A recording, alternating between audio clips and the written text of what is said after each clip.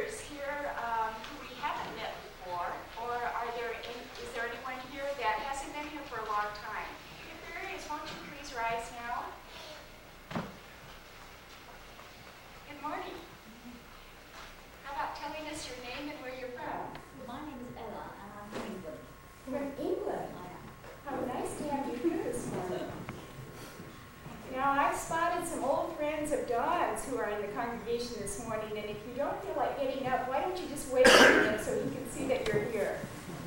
All friends of Don, please wave.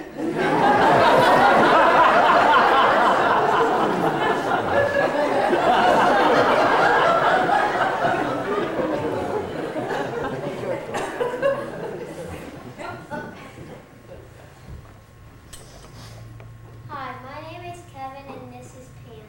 Hi. Today's reading is called Fear of Judgment. I want you to come to my house, and yet I don't. You're so important, but a screen door has a hole in it. And my mother has no fancy cakes to serve. I want you to come to my house, and yet I don't. My brother chews with his mouth wide open. And sometimes my dad burps. I wish I could trust you enough to invite you to my house. Can I trust you enough to go beyond the surface?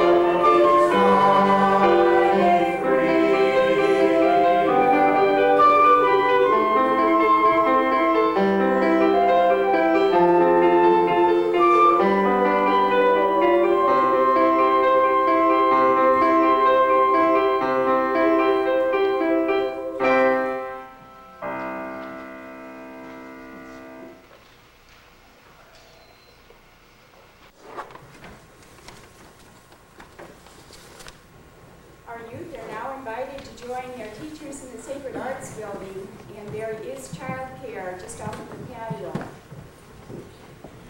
Then we're going to invite those who have an announcement that is strictly a church activity to come forward.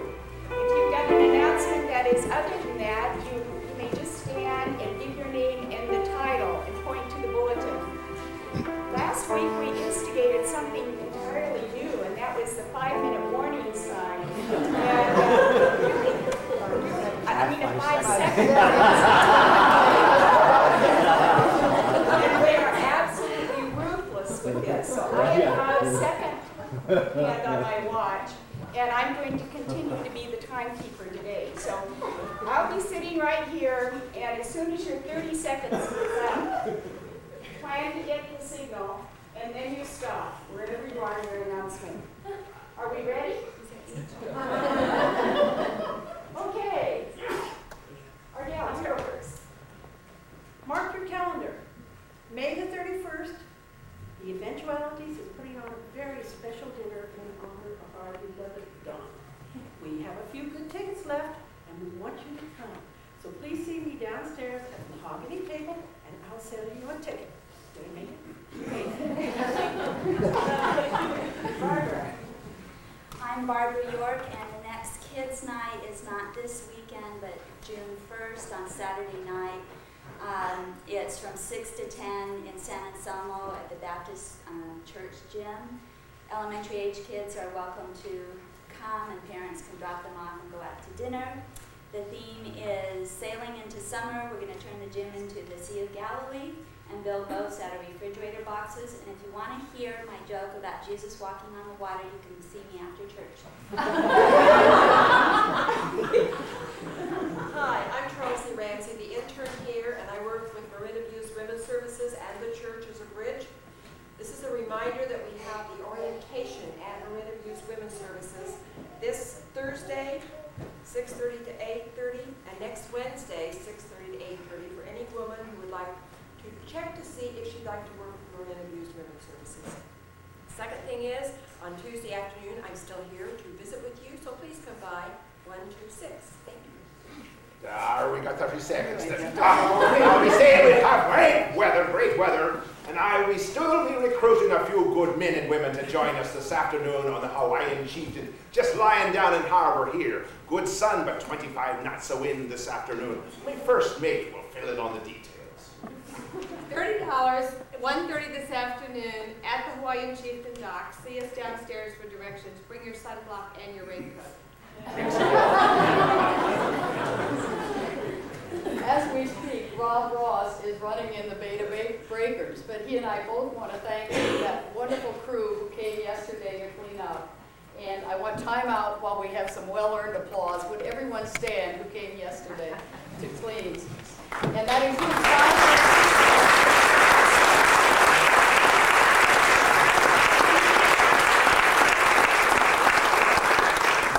the place has never looked better, so I want to encourage you to take a second to look around outside.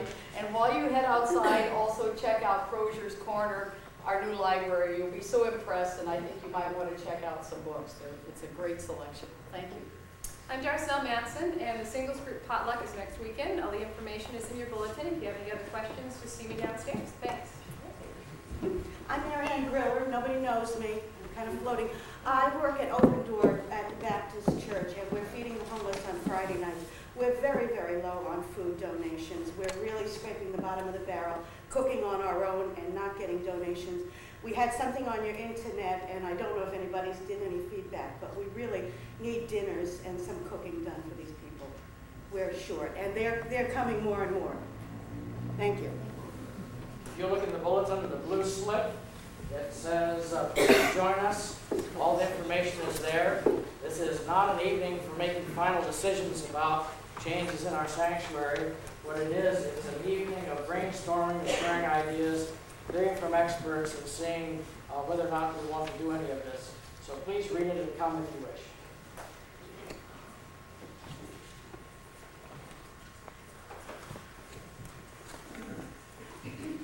If you have your car parked in the Altamira, it's a beautiful day, and I'm sure they will appreciate your getting the car out of there as soon as possible. But don't let that deter you from coming downstairs for just a few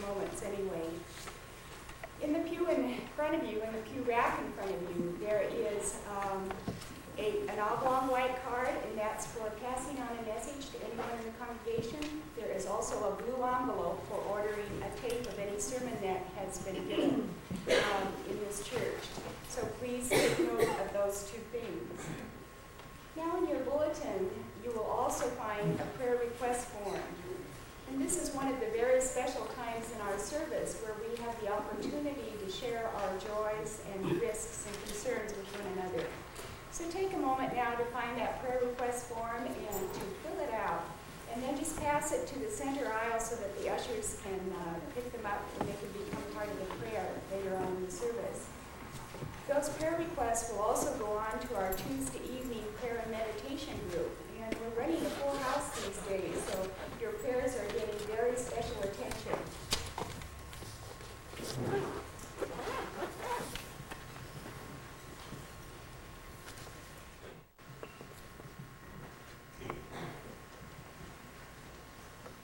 This morning's second reading is taken from the book of 1 Samuel, chapter 16. Hear the word of the Lord. Now the Spirit of the Lord had departed from Saul, and an evil spirit from the Lord tormented him. Saul's attendants said to him, "See, an evil spirit from God is tormenting you. Let our Lord command his servants here to search for someone who can play the harp. He will play when the evil spirit from God comes upon you, and you will feel better." So Saul said to his attendants, "Find someone who plays well and bring him to me." One of the servants answered, "I have seen a son of Jesse of Bethlehem who knows how to play the harp. He is a brave man and a warrior. He speaks well and is a fine-looking man, and the Lord is with him." Then Saul sent messengers to Jesse and said, "Send me your son David, who is with the sheep." So Jesse took a donkey loaded with bread, a skin of wine, and a young goat, and sent them with his son David to Saul. David came to Saul and entered his service. Saul liked him very much, and David became one of his armor bearers. Then Saul sent word to Jesse, saying, "Allow David to remain in my service, for I am pleased with him." Whenever the Spirit from God came upon Saul, David would play his harp. Then relief would come to Saul. He would feel better, and the evil spirit would leave him. Thus ends the reading of God's word.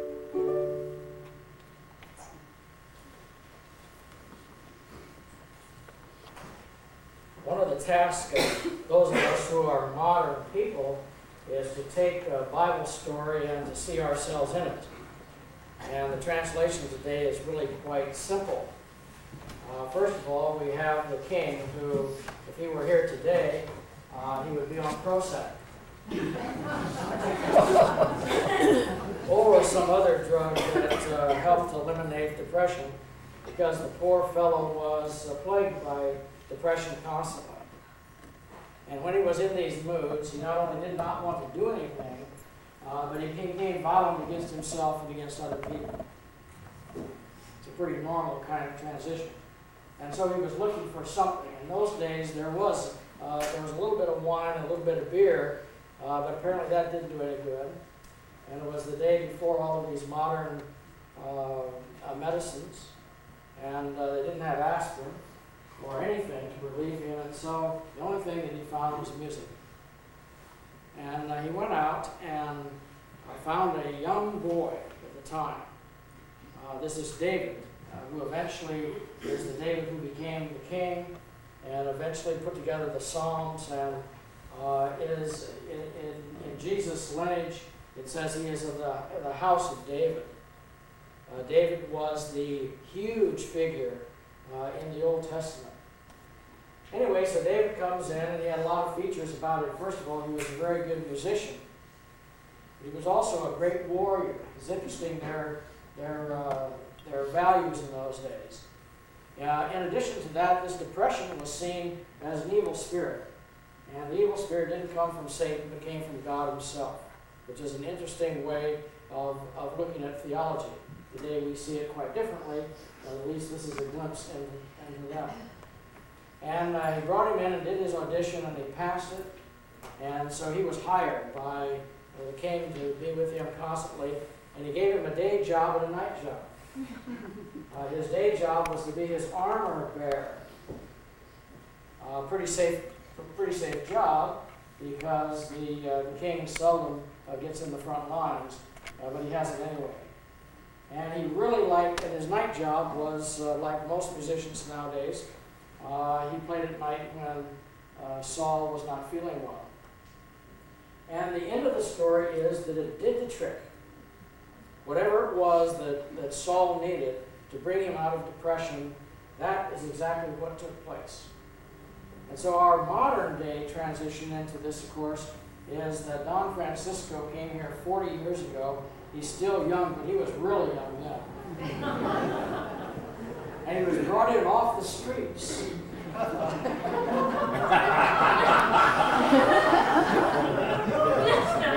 And he was given both a day job and a night job. And he has been relieving people of their depression ever since.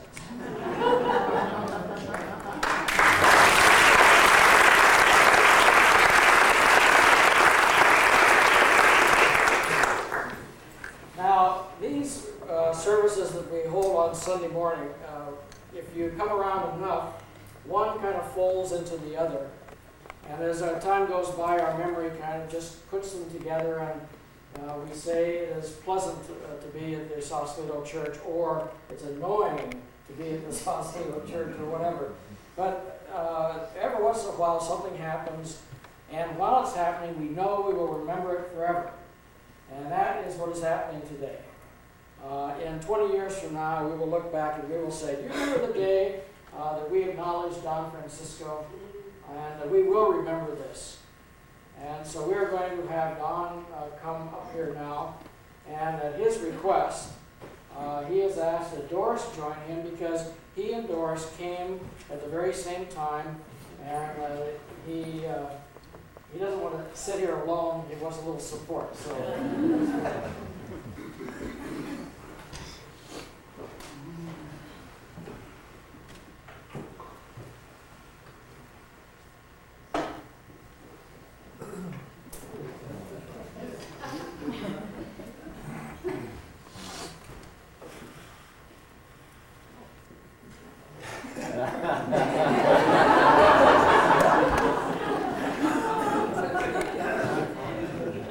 Now, another thing is that just imagine now them 40 years younger. And it's a very interesting thing in the scripture. It says that David was very good looking. Do you remember that line in there? He was very good. Now, let me tell you something. This is the truth. This is the honest truth.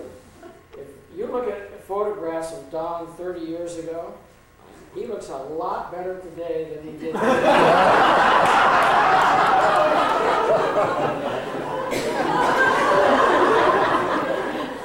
So just as good wine kind of gets itself together after a while, this is wonderful, and we are very, very grateful that you're here. Now, I've prepared some remarks, so we'll only take half hours.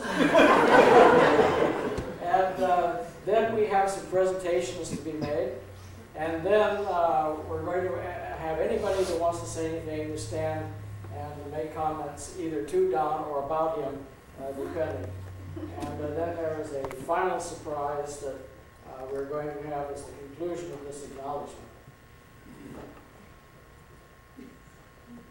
Here we are near the end of your great performance before hundreds of thousands of satisfied customers. The symphony we have been privileged to play together was wonderful. Not perfect, thank God for imperfection, but wonderful. We played together well, stayed in tune by staying tuned in. We have had to retune and tune up a time or two, but we have never tuned out one another or played off key.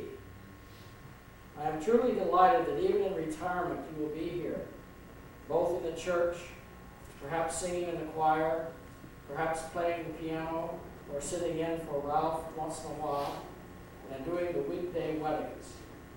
I could not think of a worse scenario than for you to quit participating here at the church, move to Washington or wherever, and we never see you again. You have been for me, as head of this staff, a wonderful colleague. You have not allowed your enormous talent to get the best of you. You have not been moody or judgmental of others with lesser gifts. You have not allowed your personal life and some of the difficulties you've encountered there to override your professional responsibilities. You have not been stubborn or uncooperative. You've been quite the opposite.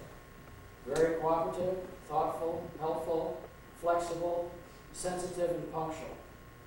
I've never had to worry about you not showing up, or being late, or arriving unprepared.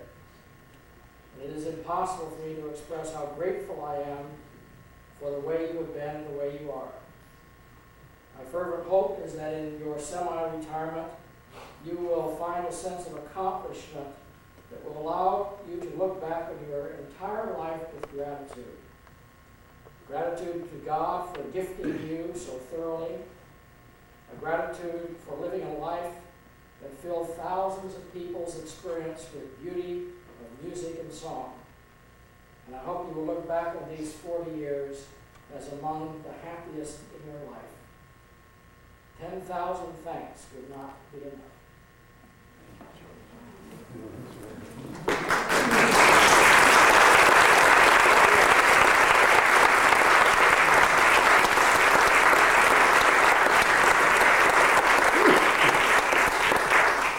Now we have a couple of folks from the choir who are going to say a word or two.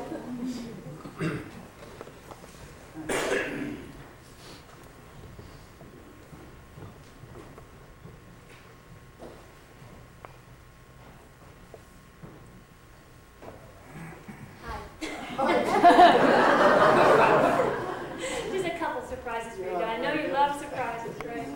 This is truly an honor to present this token of our gratitude and appreciation, loving appreciation, for one of the sweetest men I know who's been in this congregation.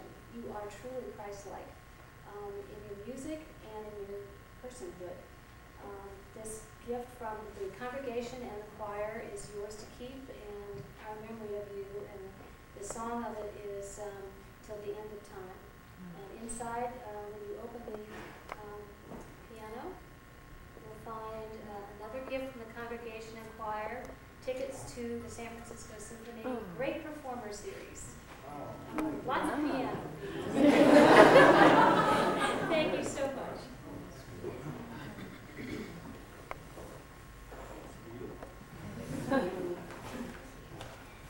I think only Jack Carter is old enough to remember the draft.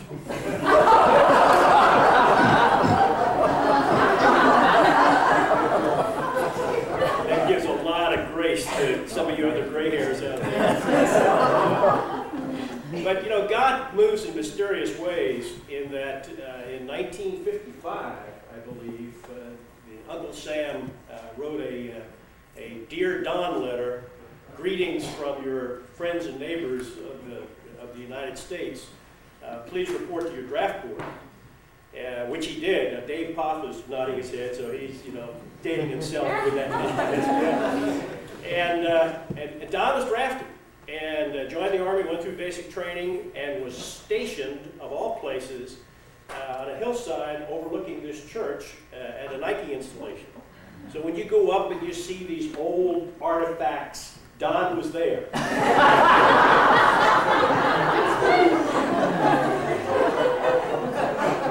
But there's another piece of kinship in that, as many of you know, I've been in the Army chaplaincy for quite a while. And in that same year of 1955, I put on the uniform for the first time as an ROTC cadet. And there I was in Illinois as a cadet, and here was Don, protecting the country. But he was assigned, because of his musical skills, as a chaplain's assistant.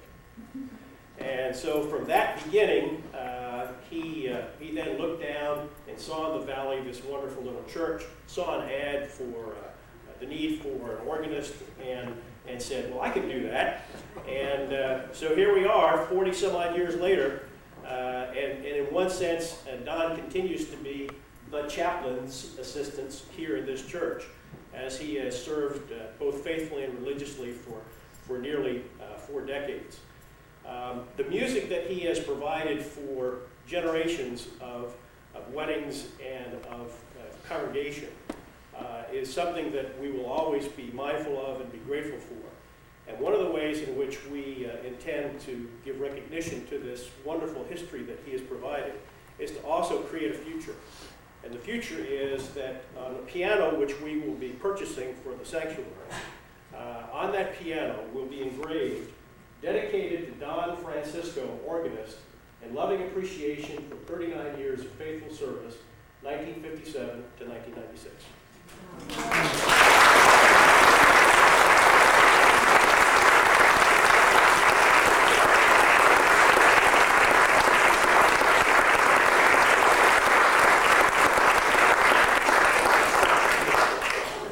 And there's more. Don, we all know you have many, many gifts. And just 2 of them are your kindness and your musicianship, and there are a lot more. And you have given those gifts so freely, shared them and given them away to all of us here for such a long time. And we all want to thank you in different ways. And you've heard of thank you cards and maybe even thank you gifts. This is a thank you book where everyone gets to tell you their thanks for your special gift to them in their way. And so here's the book. And for all of those of you who haven't had a chance yet, you can still add to this book. It will be here all month. Okay?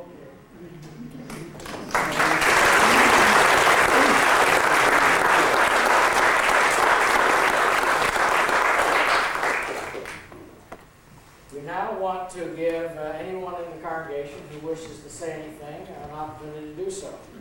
Sunny. Well, I wanted to say something about Don's gift to the children musicians in the church over the years. My 2 children have been in that cadre along with Kristen Hagenstad and Sky Greenwald and other budding musicians. So Don, with my kids, has been very patient while they learned to play the violin. And he accompanied tuna fish. It's my favorite dish.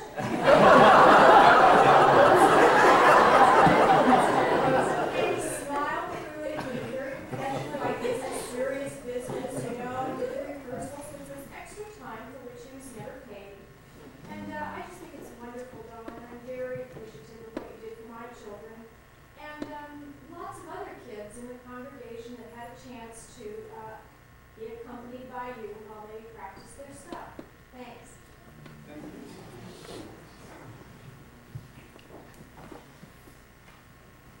Glenn? I just want to say that coming here for a while, and Don, I don't think I've ever seen you frown. And be it up here or be it downstairs, you've just always added a very positive, warm, heartfelt kind of medicine to my life, if you will. So I just want to thank you for that. Much done. Thank you, Glenn. Vic? Well, a couple of things. One is, Don, I've been here for a lot less time than you have, but I've gotten older and you haven't, and I haven't. The other thing is, I just wanted to bring up a memory of the time about 12 years ago. We did a fundraiser for the Huichol Indians that was a fashion show, and we involved lots of the ladies in the church as models and what have you. But Don did the music, and we did this at CCC, is where we actually held it.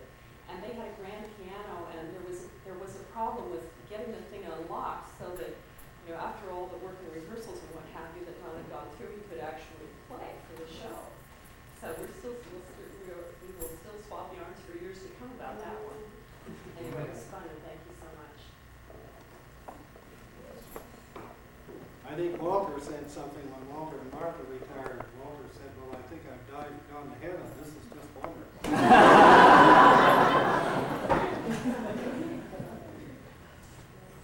Bill?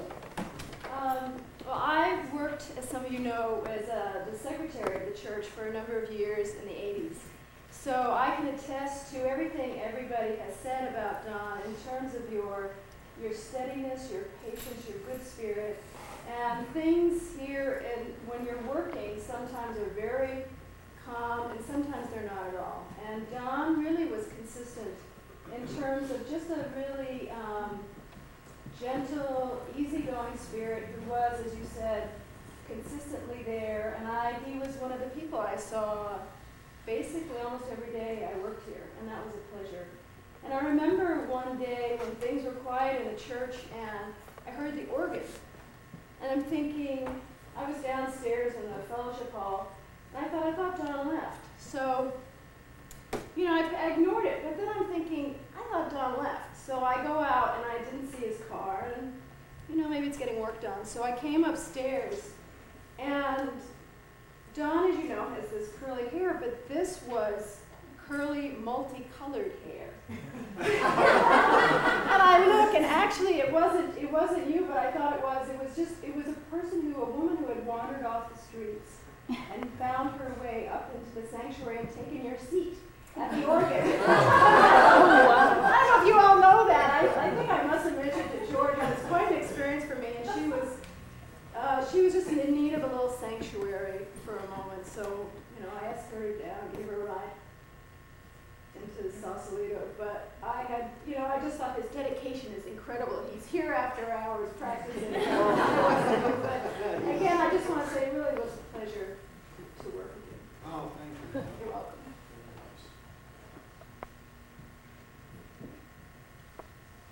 I'm not sure I like that about the care. Jim? Well, everybody has expressed very well the light and the wonderful things that Don has done, and the smile that always greets us on Sunday. But just listening here and hearing these tributes to you, Don, it reminds me of that old chestnut that where the associate pastor stands in front of this church and says, I am the associate pastor of this church, and I only make $14,000 a year.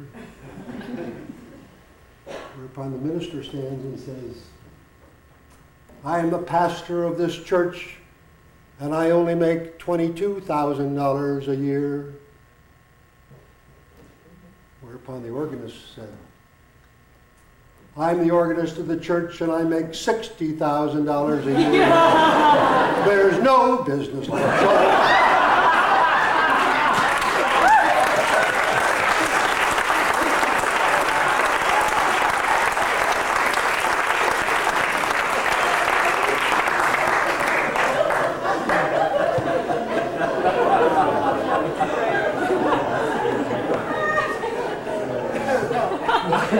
Anybody like to follow that?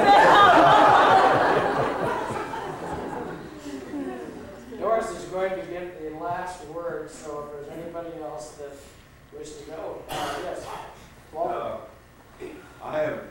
We first met Don really at the Easter sunrise services. We used to have them, and we were invited to come out to Fort Baker on their parade ground and have our sunrise service out there.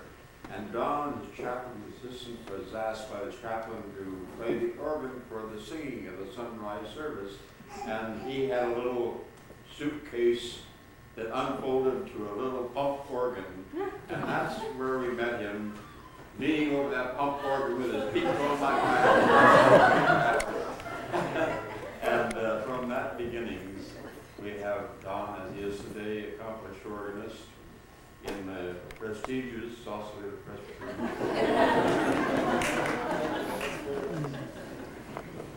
I wasn't going to say anything, but then I remembered Jim Nolan's remark that treat each day as if it was your neighbor's last, and you said as if you died and got into heaven.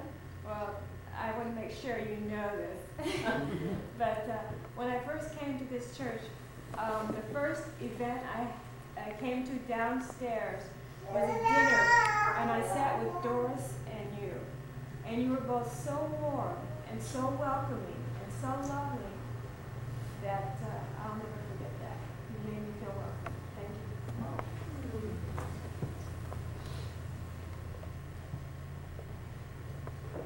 John?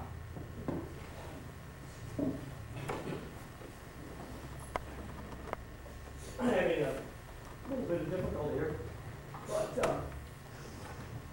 there's more significance to this day than you might think, because this is the changing of the guard in total almost here. Walter and Martha and Doris and now Don. These were the people that were here when I came to church here. They contributed enormously to my life.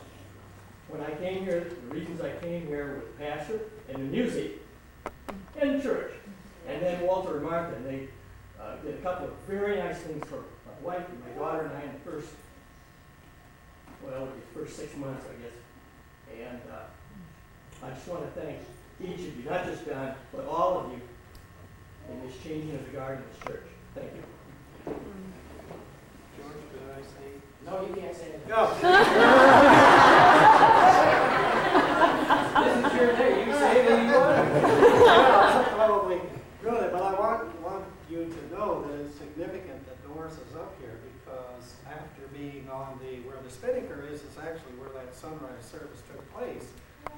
And the pastor of the church asked if I would try out as an organist. And I said, but I can't direct the choir. And so Doris was here at that time, and he said, Doris, will you direct the choir? So Doris was really very important in me getting this job. She was, so we both came on together at the same time. Thank you. I thought there was a couple of ideas. Barbara. I came here about 5 years ago, and I was going through a very hard time. And Don was always very sensitive and there to say hello and to talk about that, and I really appreciate that. And along the lines of people that have been here so long, I'm so struck that it seems like it takes just a little bit of salt to preserve what's going on in the planet. And as the pillars and the saints, there's not always a lot of people that are playing that role or fulfilling that role. But in the chaos that is going on the planet, it is you, Don and Doris and Walter and Martha, that are playing that role of being that pillar and that salt. And it's so rare and so important, and I just really appreciate that. Yeah. If you've ever known a choir like this one, it's a family. We get together frequently. We've been at Don's home. He's opened his home to us many times. And Doris's and Carol's and Jill's and all that. But we always end up singing. And you get a bunch of choir members, and everybody's got their favorite tune. Don can play anything. And he does for us. And we've just had a wonderful time. And we so appreciate all of our singings together with you. You've always been so gracious to us.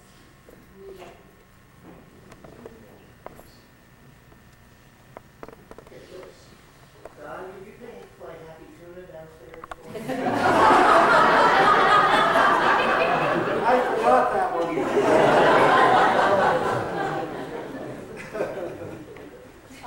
George said in his little talk that Don was never absent from this church, never missed a service, but I can tell you he missed one. Yes, go ahead. He called one Sunday morning and said, I'm in jail.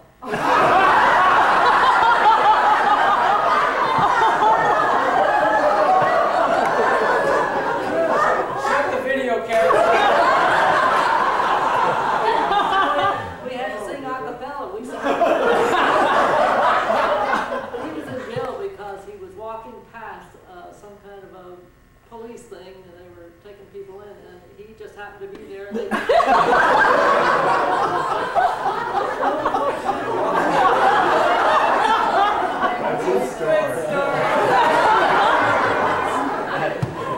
I have to say that I would never have lasted 38 years without Don.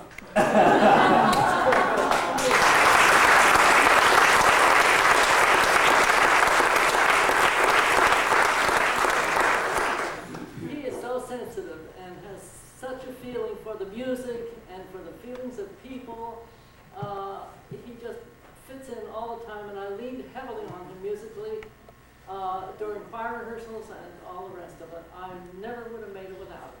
Thank you, Don. Thank you, Doris. And true, the opposite is true also. We have never had any arguments or anything. We've gotten along peacefully all these years. It's a wonderful relationship. That may change after that jail story.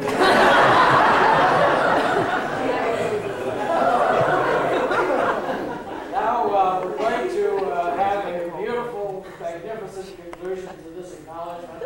The choir is going to come and lead us in a little surprise. And Joan is going to introduce it. Don Francisco, this is your day, and we want it to be perfect in every single way. Gentle in spirit and humble in heart, in every way, you've really done your part. For 40 years, you brought us music that was pure and sweet. Your preludes and postludes were always a treat. Last-minute changes you've taken in stride. Never got angry, just let things ride. You were easy to work with from the very start, even when asked things like, "Would you make that B an F sharp?" Yes, you've shown grace under extreme pressure and patience far more than anyone could measure. That's why today we're here to sing your praise, our hearts and hands and voices to you we raise. So Don Francisco and choir, come on down. Today's your day to wear the crown.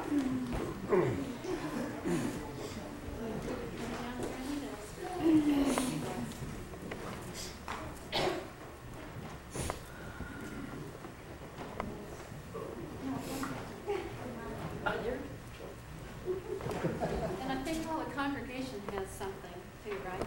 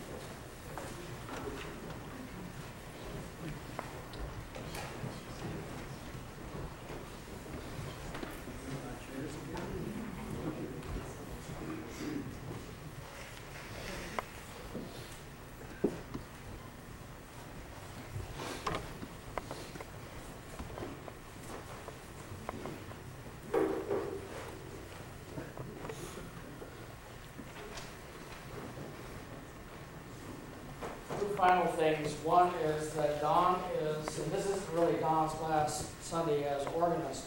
She's going to be here for another 3 weeks. But he didn't want to be playing today when we were doing the acknowledgement, so Ralph has taken on all of the music today. The second thing is that there's a fabulous couple of cakes downstairs with beautiful decoration, and please come down and see it before it gets cut up, because it's really something to see. Our sharing of joys, risks, and concerns today then consists of 2 things. One is obviously the phenomenal contribution that Don has made to us, and it sets an example for the rest of us of how we can serve Christ by serving people. The other thing is there is a notice in the bulletin about Jim Nolan's passing. There was a service here during the week that was a beautiful tribute to him and his family, and those people who came were truly served. And we appreciate very, very much all the cards, the letters, the visits, the food, the transportation that was provided, the people who stayed overnight, the people who did things that nobody knows about. It was a true example of this church caring for people in the worst moments of their life and doing so magnificently. So thank you. Before we have a few moments of silent prayer, the prayer hymn we have practiced earlier in the morning. It is number 336, verses 1, 2, and 4. Let's remain seated as we sing.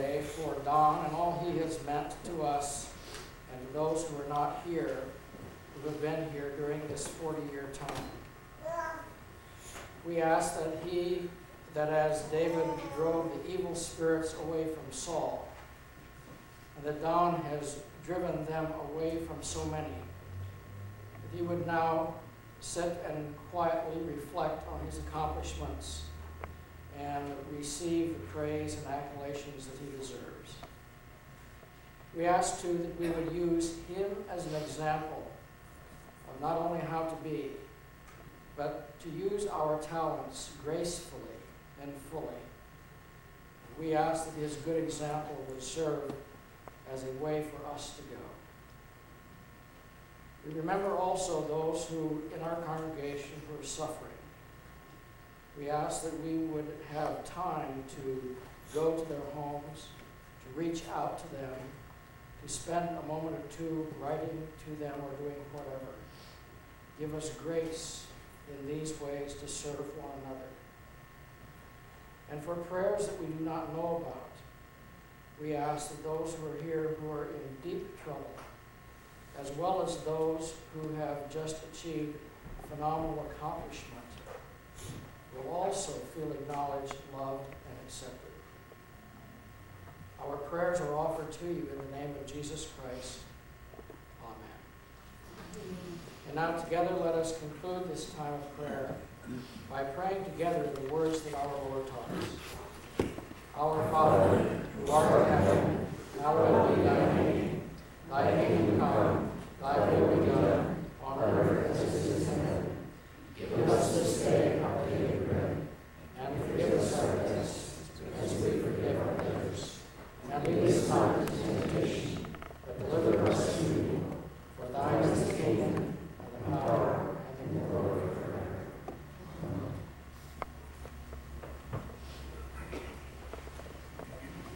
Now we invite your gifts.